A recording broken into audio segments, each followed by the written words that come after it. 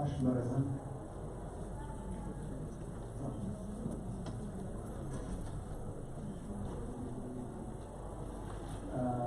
بەناوی خۆی گەورە و میهرەبان بەناوی باگایەتی کۆلێژی یاسا و ڕاهنمایی زۆر بەخێراترین هەموو میوانە بەڕێزەکان خوێندکاران مامۆستای هەموو میوانانەکەی لە دەرەوە هاتوون هەروەها پێمان خۆش بوو لە ئەمڕۆ ئەم سیمپۆزیۆمە ئەنجام بدەین کە بەلای ئێمە بابەتێکی گرنگە و بەدڵنیاییەوە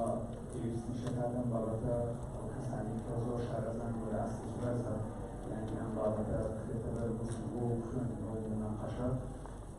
بۆیە لێرۆ خۆشحاڵین یعنی بەڕێزانی کە ساینسی ناوبانێکی ئەکادمی ئەم قەزاییان هەیە لە ئێمە بۆ تاوتۆکردنیان بابەتە بەڕێزان بابەتی يعني هل سرتاي ذكرتي داعش وبيرومان كومال ظاهرة كومال دياردي لقل خوي دارينا دياردانا بيرومان ليكوتي سياسي وليكوتي قانوني وقضائي ليكوتو وبدأ بدي دواي ويكلامي سربازي وتابعدي داعش طاولة واسمو ياخذ بنبر كرا تابعدي كيزور يستر ليكوتكاني بيرومان كومال يكوتو كومال كيشري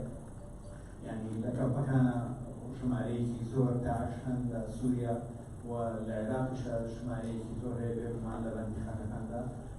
وجرائم لو الموضوعيه وكمال جرائم زور هيبه وانا چون معامله الى بابكه اما بيگمان بوت بابتی زور آوز باشی زور او داعشانی که استا بین جنسن و ایران ناسنامه اروپیانه و وڵاتەکانیان بەگەنانە بڕۆنەوە ئایا ئەمانە جەریمەیان کردووە چۆن ئەم بابەتە یەکلا بکرێتەوە بێگومان ئەمە کێشەیەکی دروست کردووە لەبارەی کە چی محکەمەیەک مختصە بۆ مناقەشەکردنی ئەم بابەتە بۆ یەکلایەکردنەوەی ئەم قەزەیە لەم دوایانەدا حکوومەتیاریم ماوەیەک خەریکی ئەو بابەتە بوو پرۆژە یاسایەک تایبەت بێ محکەمەیەکی تایبەت بە ئەو جەرایمانەی کە داعش ئەنجامیانداوە و پرۆژە یاسایە ئامادەکرا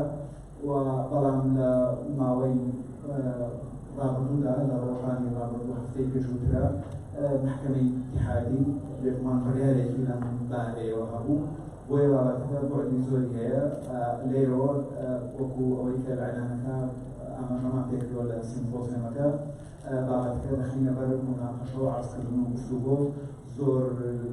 پێخۆشحاڵین کە بەخێراتنی جنابی بەڕێز دادوەر ئەندامی محکەمەی تەمیزی هەرێمی کوردستانی پێشوو کات حاکم عەبدولکەریمەکەی هەروەها زۆر بەخێراتنی زۆر بەڕێز دکتۆر لەطیف شێخ لەطیف مامۆستا لە زانکۆی گەشتەکانی مرۆییەوە پێشتر کە دادوەر بۆ ئەندامی پەرلەمانی عێراق بۆ لە بواری دەستوریە بێگومان یەکێکە لەو عالەمانە و زۆر بەخێراتنی مامۆستای بەڕێزمان کە دکتۆر محەممەد ڕەشید دەکەین کە لە بواری قانونی جینایەتە بێگومان یەکێکە لەو کەسانەی کە موساهمەیەکی ئەکادیمی ئەمڕۆ دیاریان هەیە لەم بابەتانەدا لە یەکەم بابەت هەروەکەی تەسەلسول لەوەی کە لە ئەعلانەکەدا هەیە لەلایەن بەڕێز کاک حاکم عەبدولکەریم وەدەستپێکەین کە ئەو تەقییدێک بۆ مەشروعی قانونەکە لە ڕووی تەشریعی و ڕادەی دەستوریەتی قەراری محکەمەی ئیتیحادی لەم بابەتە دید و گێڕانینەکانی خۆی ئەخاتە و فەرموو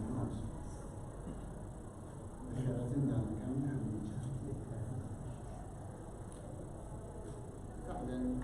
أو ياساي كدرس وجاهد نشر مشروع كحكومة هريان وزارة عدن كشكش الوضوء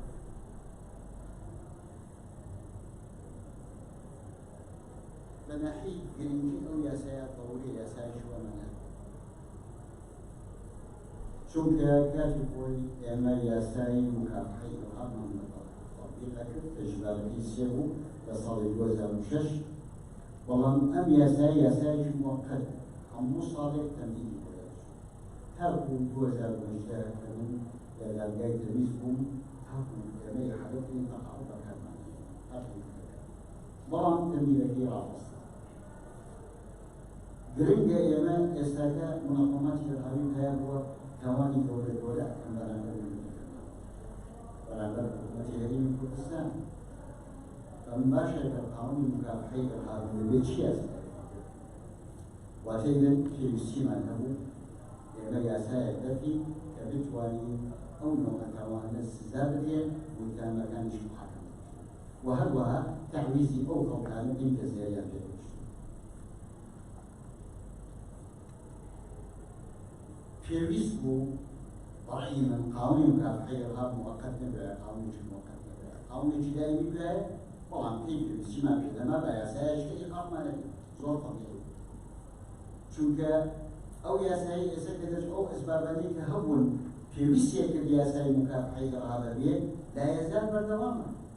فتيجي كرنا ما طبعا يسال بردوامه أم يسايا توزك جي قمانا توزك محل انتقاد للناحية التشريعية وللناحية القانونية يكرم ناحية ناوكي وش من الناوكي إلا محاكمة داعش جرائم داعش أي بالبيان بين المنظمة الشرعية كياكو غير داعش عين الهمان رسول كوتي داعش هي بشي يسايا محاكمة ياسايش ليش بودركم محكمة خاص بودركم محاكمة كمنا فلبلغوا ما أبي تسميك إلا بمحاكمة فتسميك أبي توصل الشمولية جدارية وأنا في تسميك دوم أما مشروعي كدسمان لوت ولا دسمانة ككاتب بوي كحكومة هدين اقتراحي كدوا نوعا ما فصلي كدوا نعمل إجراءات ياسا كفو فمناهي إجراءات بياسايش خاصة البيئة المشرع بحثي بكرة بمواد قانونية بدي قاعدية وقاعديته لا مسير مش قانونية ما نبغى قاعدية وقاعديته كذا بيشتي نص سياسي مادة أولى ومادة أولى على شيء كشكي وما هروها أبيش بزاني إما ملزمين بدستور العراقي دستور العراقي لحم عراقي كنافذة نص شيء خاص مالي لمادي لو جبنش عليه نابي محكمة شيء خاص يا محكمة شيء بهيج شوية فإما محكمة خاصة شون درسيتي لكاتك إما نصك مالي الدستور ما نعمل شوارم البداية لم يسعى كدر كدوا تحديد ظرف زماني ومكاني كم مثلا شون كان اشتوانك شون الكودا من أجوام ديو يسعى المحاكم كاين شو زماني تو آية أما بهاني أو داعشاني جيران أم قانون خاصة درجة تطبيق كي تسجل بأكثر شيء نعكيه أما لو قاعديش مهم لدستور عليه قانون الجنائي أكثر شيء فيعني مجموعية إيش منظور هي بيت قالوا عليه أو محكمة أو محاكمة عليه شخصية معنوية دائما لو الشخصية معنوية عليه في استقلال شوية شخصية معنوية لو استقلال كيف يكون هل وها بالتالي بين وآلية تواني حاكم متقاعدة كان بيتا لا تعيين بيتن لم محكمة وهل ولدر انتفاقي بوي مشاركة كان حاكم كان يبقى متقاعدة أي معقولة أن لا مش بيت مش متقاعد كما حاكم لو محكمة لكاتك طعن تمييزك لا هاو الشكان يوان سيرك هي أي خاص لمحكمة تمييز والجامعية مفروض باستثناء أوان كذا لو تعيينك بعقل لدم يعني وهذا زوج كمالية أن يسايا كدرجوا نوعا ما توزع تجاوز أكادسة لصلاة سلطي اتحادي وتهيئة سلطي قضائي بإمانات مجال المفهوم يسايا دركي كتصلاة سلطي اتحادي كتنفيذ زوج أم يسايا مجال دواته قاضي أجنبي تعيين كده مجال كداري تنسيق كده الأمم المتحدة أي إما دولتنا وشانا بكي ناكي يسايا دستوري أما أنا بمختصر من كوتها المبحث كدوا رحنا كان بمختصر في أو كاتي كثير من العرب هل وها بالنسبة أو قراري كثير شوية محكمة اتحادية وراسي قرار جزوة عندي كذا جيل حكومي أو قرار كثير شوية أيناك توقنا بلغوا محكمة اتحادية بس بلان قراري أو شوية مجموعية تناقضات ابتدائية فسيرتين أو قرارا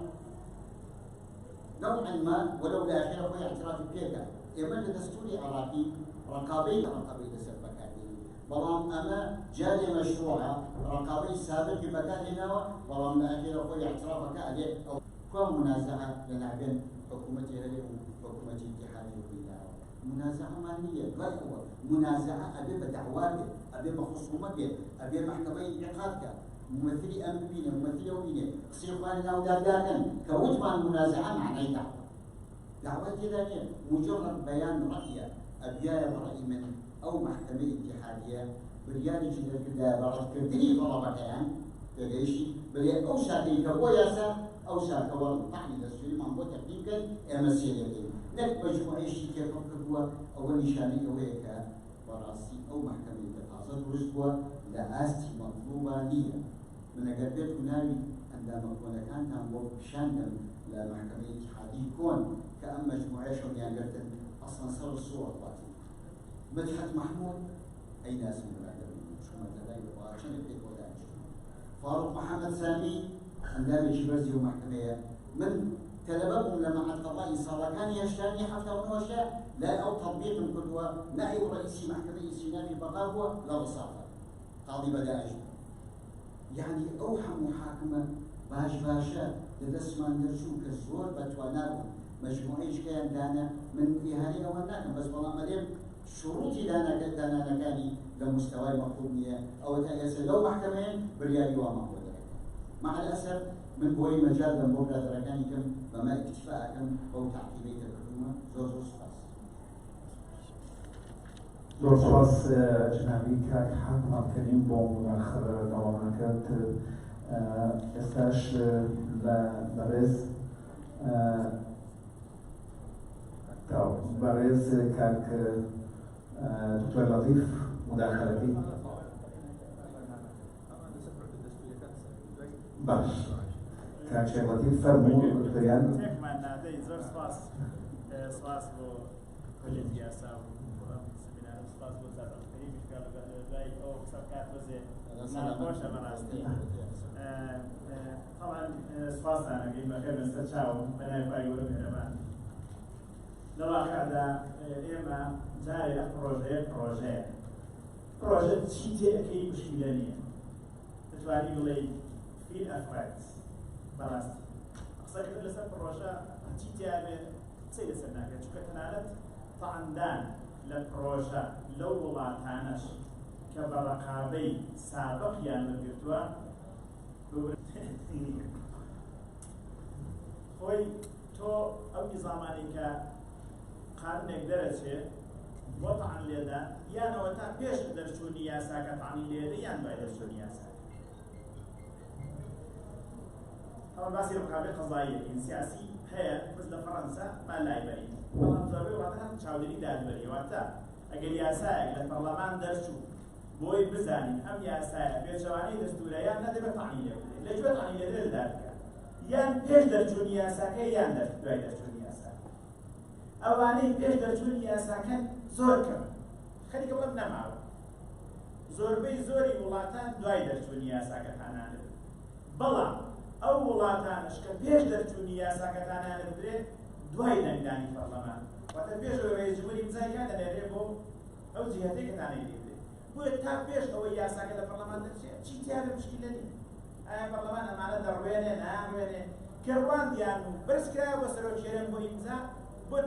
بۆ لە وڵاتانەی بڵین کە ڕقابەی قەزایی پێشوەختیان هەیە دەشێتانەی لێ بۆیە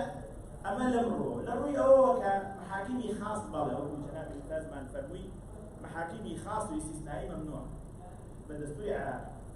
بەڵام وەکوتم جارێ ئەمە پرۆژەیە پرۆژە قسەی لەسەر ناکرێت بەڵام ئەگەر بینە سەر ئەوەی محاکمی خاص و ئیستیثنایی بۆ ممنوع محاکمی خاص و ئیستیثنایی جارێ چییە بۆوانەی کە بەتەنبی یاسایی محاکمی خاص و ئیستیثنایی ئەو دادگایانن کە خازەقین بۆ مەنزومەی قەزا يعني لو تعيين قاضي كان لشيء تعيينات حكومة تعيينيان يان تأثيرها بالتعيينيان لو طعن لقرارات يان لشيء يقدر جبت قابل بق كذا تنونا بيت واتد الشيء ويوشوين يجي تايبتها بك شلوي تعيين قاضي كان شلوي إدارة وتمالو بارو أفتانا موازنة كان بدس حكومة بيت شلوي أويك طعونات وأوانا كم أني إجراءات كان تايبت أما بولك لو وڵاتانی کە بەڕاستی عادە لە وڵاتی دیموکراتیەکان شتان نییە لە وڵاتە دیکتاتۆریەکان کە ترسیان هەیە لە قەزای گشتی کە ئەو شتانیان بۆ نەڕوێنێ کە بە دڵی خۆیانە قەزای خاص بۆ نمونە سەردەمی سەدام محکەمەی سەورەی دروست یان محکەمەی ئەمنی خاص یان محکەمەی زۆر ئەمە بۆ چییە؟ بۆ ئەوەیە قازیەکان قازیە گشتیەکان مەنزومەی قەزای گشتی دادوەرن احترامی خۆیان دەگرن هەموو شتێک بە قسەی سیاسیەکە دەسەڵات ناکەن سیستمی دیکتاتۆریە بەڵام قسەکە ئەوەی ئەمە لە کوردستان قەزای خاصمان بۆچی و هەموو قەزاعامەکە وەربە خاص بەداخەوە یعنی تۆ سەیریکەن ئەو کێس ئەلە کێسێک کۆتایی بادینانە دایان بە قەزا بە محکەمەی جینایەتی هەولێر معناها بێگومانە لەوەی قەزای گشتیش ئەوەی دەیە بۆی دەکات کەوا بێ ئەزای لە چیە لە سیستەمی دیکتاتۆریا باسی ئەعلانی حالەی تەواوی دەکەن ئەعلانی حالەی تەواوی بۆچی خۆی بەدەمێت ئەعلانی حالەی تەواوی لێرەشا بەڕاستی خۆی کە باز لە قەزای خاص دەکرێت لەو بۆ ئەوەیە کە سیستەمەکە گەرەنتینیە کە قەزای گشتی بە قسەی دەکات قاسیەکان خەڵکن احترامی خۆیان دەگرن احترامی وجدانی قەزاییان دەگرن هەموو شتێ ناکەن بە قسەی سیاسیەکان بۆیە قەزای تایبەتدارەوە بەڵام ئەمە ئێمە لێرە بۆمان دەرکەوت کە پێویستمان بە قسەی خاص نیە هەموو قەزا دەشێ خاص بێت وڵام بەعەکسەوە لە هەندێک شتا لەوانەیە بڵێن محکەمەی سەورێ باشتر بوو ئەمە بەڵێن بە مباری نایڵێن بە تەقاڕ ئێمە بۆ خۆم لە 90 یەک داوام بینیوە لە محکەمەی سەورێ لەگەڵ محامێکی بەڕێز خەڵکی سەمانیە هەستم بردووە بەعامی وڵای کەیسەکانیان دێنا لە ئەمنەوە تەسلیمی جەماعەتی ئەمنی محکەمەیان دەکوات تەوانێ بۆ خۆیان نادوێت شتناقان ئێستا دەچێت بەردەی محکەمەیان ڕافعان نوێنەری مەجلیسی ئەنجومەنی یاساییش ڕافعان کەوا بێ مەبەستم دەوێت دەڵێم بڵێم چی دەمێ بڵێم محکەمەی خاص و استیثنایی مەمنوعە لەبەر ئەو سەبەبان بەڵام لە کوردستان سەبەبەکەمان نییە ئەما وەکو ملاحەزەیەکی تر ئەگەر بینە سەر وەکوتیشم پرۆژەکە قسەی لەسەر ناکەی چونکە جارێ پرۆژەیە بەڕاستی نەچۆتە پەرلەمانیشەوە یعنی پێش پرۆژەشە پەرلەمان دەنجی لەسەر نەداوە ئەگەر تاعنیشی لێ بدرێ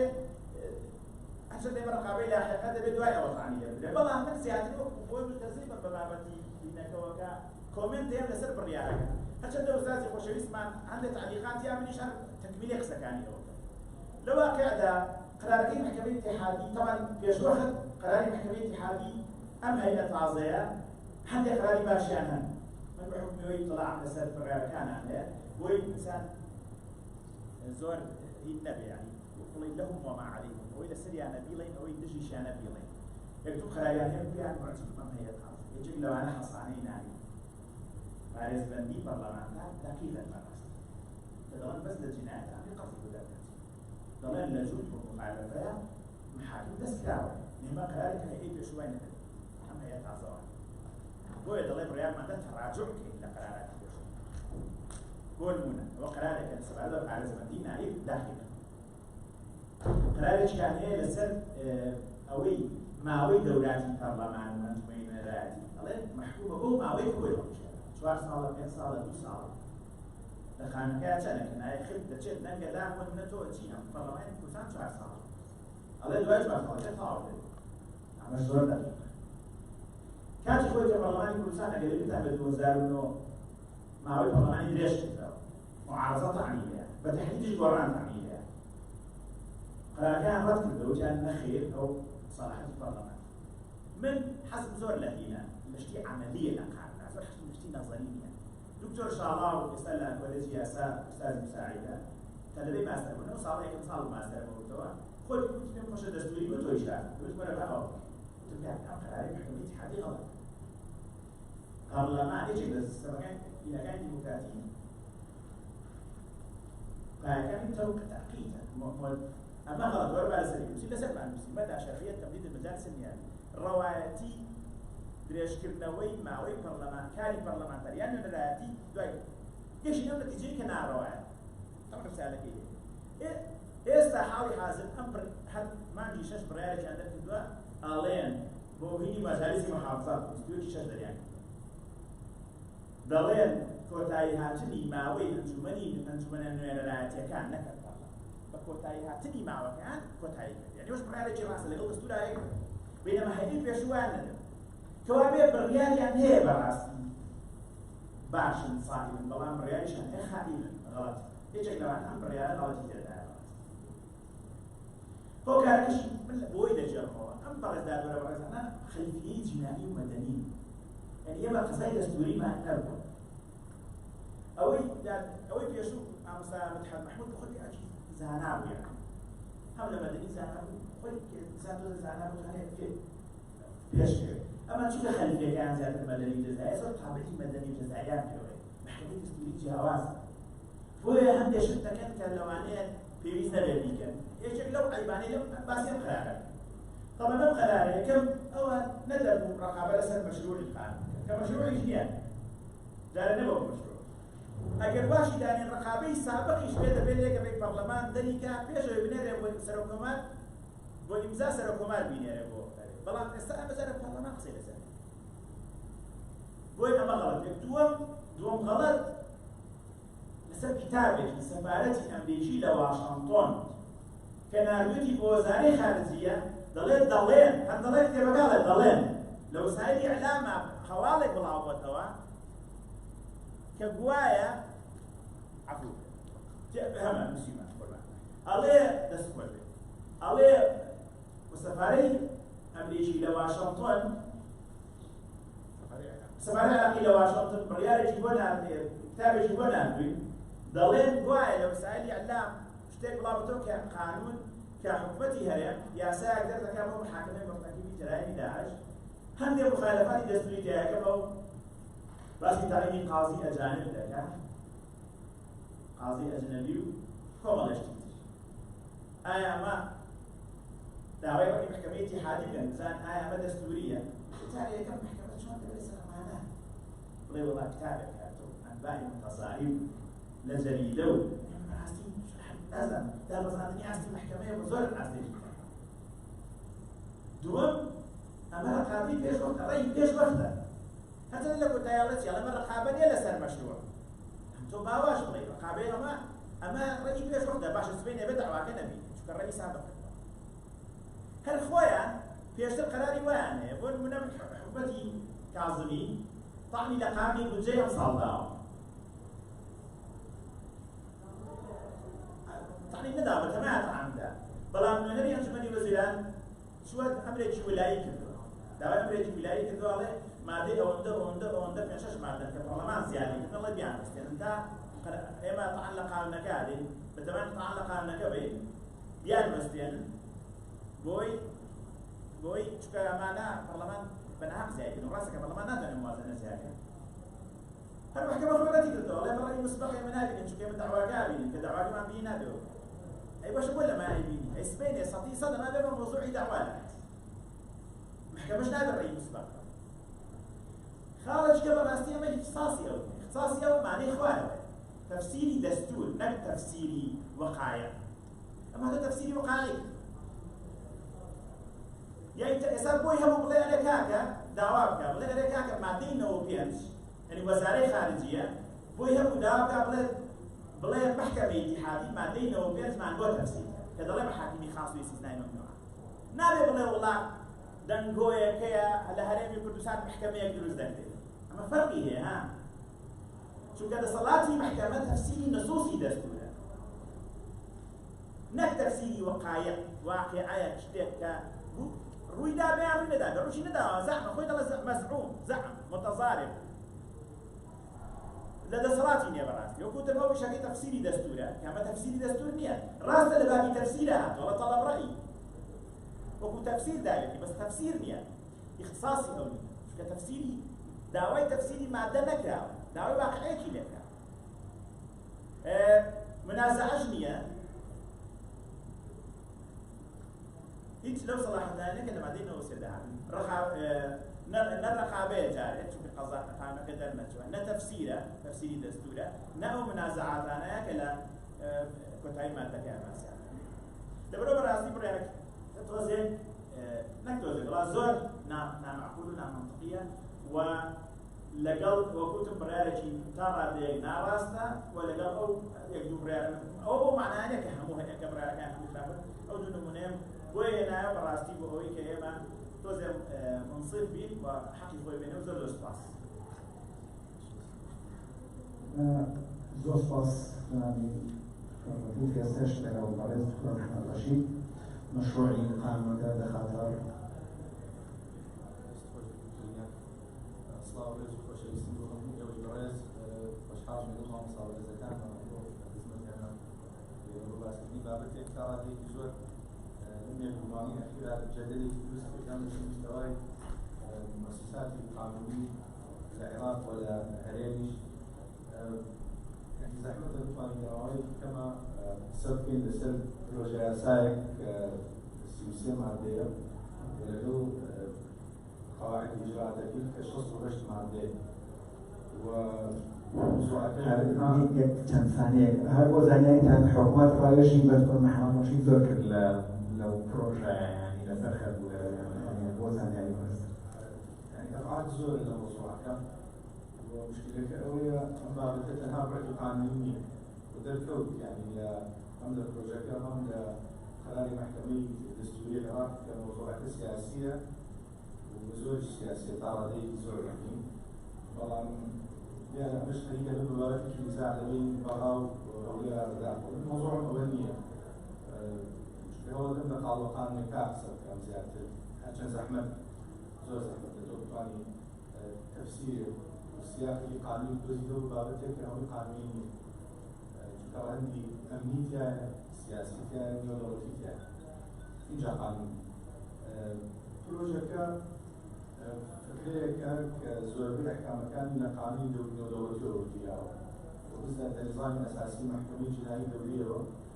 كمحكمة كمثال نوتوش جزء الوزارة وشوت مجال النقاش وشيء نوع وكان استدامة سير بلادان هشت استخدام على صالح وزارة الجوع ومن ديارها دولار يوصل الفكرة ولا إنساني الله تسير زكاة محكمة جنائية ودولتي محكمة يعني جدري زورتها ووطن تاريخها انسحابي لها. طبعا فكرة هو يما في اسمها مجرد أبناء الجوع ويكون سؤال هي لما المفروض السالك يكام أنا هريم تصلى دارين تشريعية هريم السنة الدستوريان هي هو القانون الجوع تبني كان وهم السؤال يزور منه لم دخل يمين كاين ووجد دليل أساس سيستم دارونية من إجماع طبعا وهم تقارير دولتاني في السر السيستم القضائي أنا المصري والدولتين ممكن أن يكون نوع في استجواب بين أنا السؤال الرئيسي فرأيي يعني نظام رجنائي معطيات القانون الجنائي وحتى دستور العراق وحتى قانون دولي برلمان كردستان أطوانيت تبني قانون الجواب يعني إيش معناه دستورية كبرلمان كردستان تبني قانون الجواب كان وبرلمان قانون هو ما يصل دستوري في دستوره كتصوات تشريعية لهرم أطوانيت قانون الجواب زائدا قانون دولي شرعي وقتا وكل بقرارات محكمة اتحادية غيرها عندها كمؤسسات تشريعية هي وقضائية هي بشر في العراق كواتعراق التزامي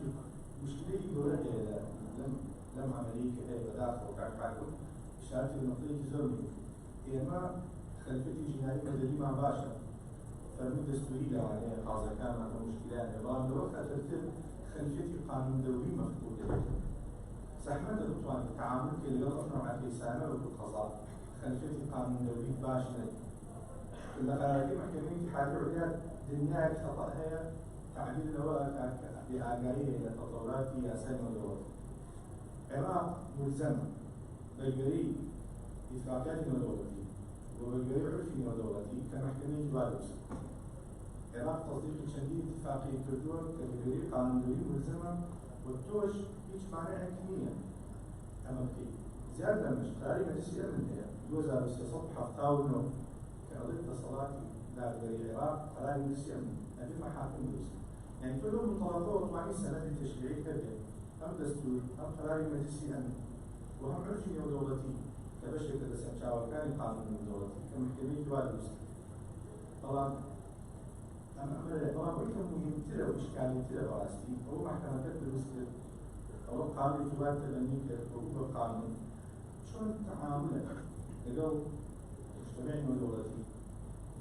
كيف محاكمة نازلي لكيف محاكمة نازلي كيف كان شيء وميكانيزم الجاري كيف كان شيء يعني بس هو يزيد كان بسبب يعني هو جريماني كلا شيء كم كان ترجع بلا معلوم لي هذا السؤال لما حاكم الدولية كدرسل ولما حاكم كقرار كدرسل لما كان قريب هیچ نوع پروژه‌ای در این نکرد. چون بود که روسیه وكان حاكم عبد الكريم مش فاهم مشكلة كده اختصاص يعني نكرة أو محتمل يعني تو اختصاص زماني كل سبيك أو كل طاولة نية مكاني نية طبعا كده يعني عراق لدينا يا رجل غلط طبعا أولاً تو بني وكل صلاة تابعي لديه كردستان أو كوانا نبي كذا دروي هرين كردستان ترى كوانا كان السنجاب ترى وكل عشرين تجي كلمة مسيحتان ترى وكل أمر سيغلط دروي بدو منطقة غلط يكمل أهم جريمة إذا دري هرين كردستان ترى هرين كردستان أسأل زمان اختصاصي عالمي إقبالي وجريمة عالمي أنا دو هل يريد قانون عقوبات ويريد قانون أصول المحاكمات ما في شش عقوبات وما في بنجاو سير أصول المحاكمات باش يكون جريماني كلا ديرو يتكلم تاعو النتيجة كان لنا غيرنا يعني السلوكات أو قبالة ديرو يتكلم بس نتيجة كده غيرنا أو على كان يعني مثلا تشريعي معني والله ما تستدعي ولا كأوية كأما احتمال كبداخل البروجيا ساكا أو الإدارة توكل البطاقات كتير محاصصة حزبية يعني حتى لو تسير البروجيا كأكيد أستكيو امتياز السيد رئيس بومن نائب رئيس بوتو أما هي فلان كس رئيس في نائب كيف أستكيو محاصصة حزبية وأما براستي الموازي اللي بين دول المنطقة عشرين توقعات خلافة وبالوار ما يحتاج يعني أما بروجي يمنع وبتنا أما دفع كرايبوي وبراستي متحدة وكان الوقت زلزال مش لسلامة كان كلمة داربينية داربينية طبعا حقيقة كده هي رجلين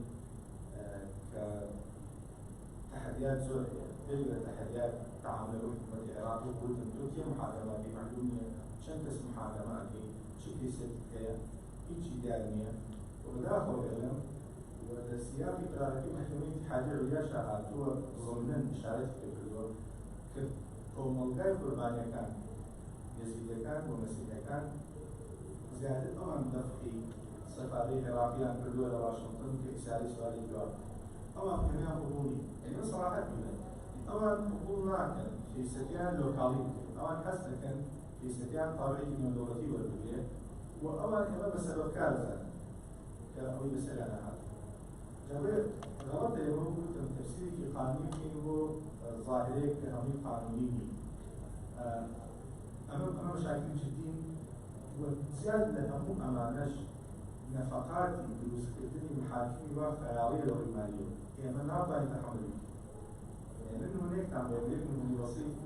SDL غير محكمة لبنان محكمة تعبئة لبنان صار 2006 دروس وقرائي مجلسي أمني يك متهم يحكم دعوة دائسة كأو متهم نازل لكي وعيابي عياش اتباعنا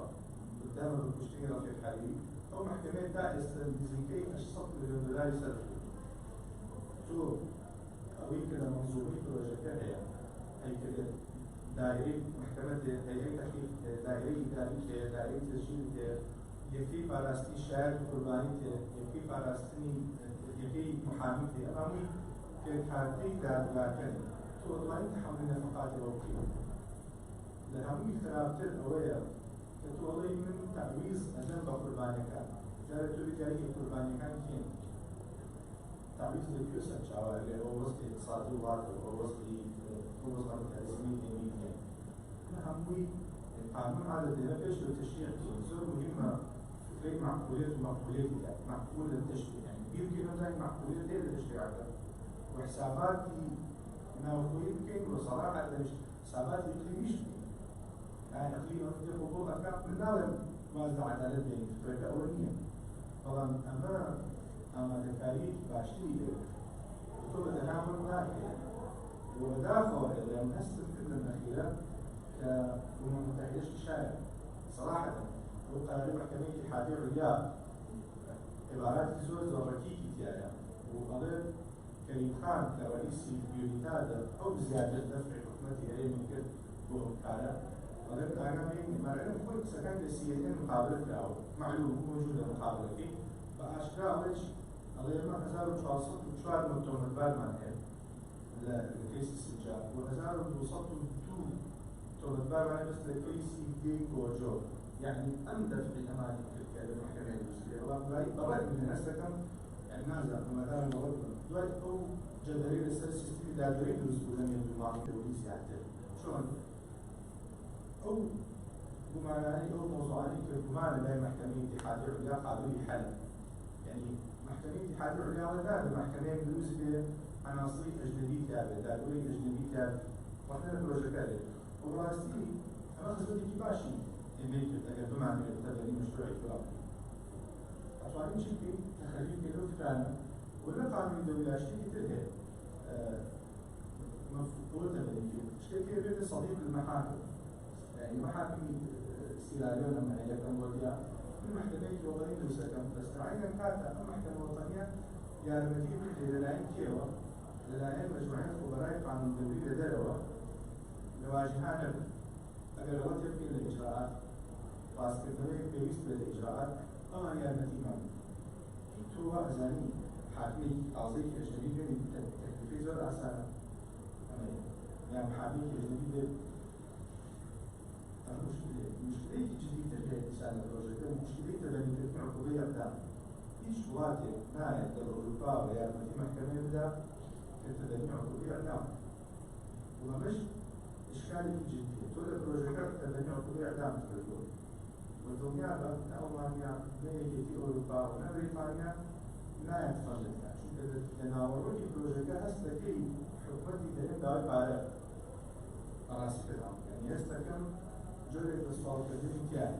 نقول يعني قبل المصطلحات وأول شيء وهني كعقارين فرد هني استفزاز حكومتي براشد يعني شو كأول شيء أول حكومتي عراق يعني فرد يوم محكمة وأول حكومتي عراقي حكومتي اتحادي تعريف القرآن كامل يعني وبدأوا يساووا التعاون كان بين محكمة اتحادية يعني قبل المنظومة قضائية العراق فكرة معقولة بس إذا قاضي قانونيات طبعا إذا قاضي سياسي كامل زحمة القضاء نجاح الدين حل أولا كيس يعني هدف المحكمة يعني دور كده التسكين يعني هنا الأداة السياسي هو السلطة السياسية لدى المكان اللي هو توظيف السياسي وتصفيف السياسي كمان مشكلة رأسي زاد عندما ممكن الاستعانة بخبرات نيورولوجية دون وجود وتحديد كيس كامل للضرورتي يعني تقول شيء علمي كما كيسي يعني لا رقم أولا كيسي مثلا نقول وهي مشكلة كتعبير عفوا يعني جلال فرد وزارة عدل ثم عفوا يكتب بيست مشروع قانوني كبير النظام الأساسي هو يقول لي لديه مراعاة واقع الفرد أو الشريك اللي يساوي داو يعني لديه يساوي داو لديه داعشة ووصف قانون دولي كيف نزاع المسلحي داخلي طبعا أنا تصور كان صار زيادة البروجكت فيوصل النزاع المسلحي والدولي كعلاقية بإيرانية أنا قاعد يمشي تو بس تعرف الشر بين اليمن لديه داعش والشر بين العراق لديه داعش الشر ده والمفاهيم الدولية في النزاع المسلحي داخلي بس أم شرط أو زيادة البروجكت كان بس النزاع المسلحي الدولية أو جريمانية كالنزاعات المسلحي الدولية أو غلط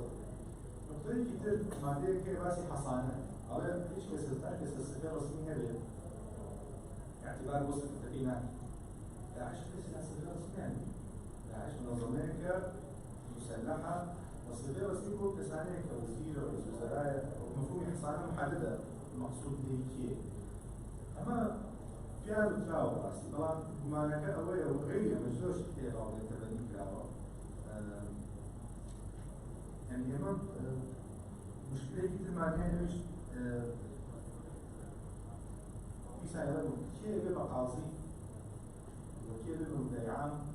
وكيف يبقى محقق حاكم تحقيق خمون إذا محصلة تسبيل بهذا يستوى أما عينيك دورية ولا مدرسة طبعا قرار المحكمة الاتحادية العليا حكمتي هذه هنا قوي طبيعي ويسر إلى نقطة خالصة الاعتراض ونازع من الدعوات شيء وحكمتي جبال قرار المحكمة الاتحادية العليا هم فعاليات الحكومية الحالية بدلا من الاستقرار الحاكم يعني إن شاء الله فعل ثانية وكأنه تيجي يشتم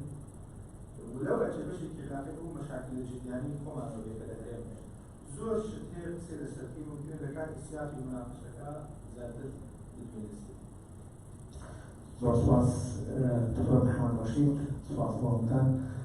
بەڕێزان ئەگەر ئێستا هەر بەڕێزێک مداخەلە یا پرسیاری هەبێت دەتوانن مداخەلەکانتان پرسیارەکانتان بکەن.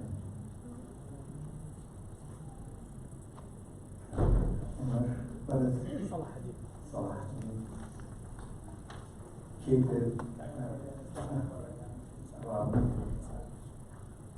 كيتر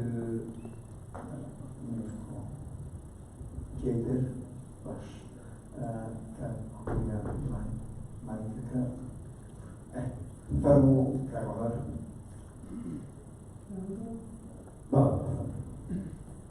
زور خوشی لنا تنبیه شکرانه کن من عمر محمد صالح بحقیقة قضايا 20 ساڵە زۆر خۆشحاڵم بەوەی کە گەشتمە خزمەتکار ئوستازی گەورەمان دکتۆر کەریم زۆر جار لە ڕێی مەباسان کردووە نەمبینیم خۆشحاڵم و ئوستاز لە خزمەتدا بووم دکتۆر خەڵیش خۆشحاڵم بەبینیم. من لە کاتی ئەم بانگێشتا بە پەرەپەرشتن خوێندەوە مەبەستیشم بوو حاضرم لە خزمەتان شتێک سەرنجنی ڕاکێشا قسەی هەمووتان بە هەند ئەگرم ئەوەی لە مەشروعەکە هەبوو دانانی حاکم و ئیدیای عامی خارجی زۆر مانای نەبوو. ئەگەر کاک دکتۆر محەممەد ئەوەم کات سپاسەکەم اینجا کاک دکتۆر محەممەد قسەیەکی وردی کرد بەداخەوە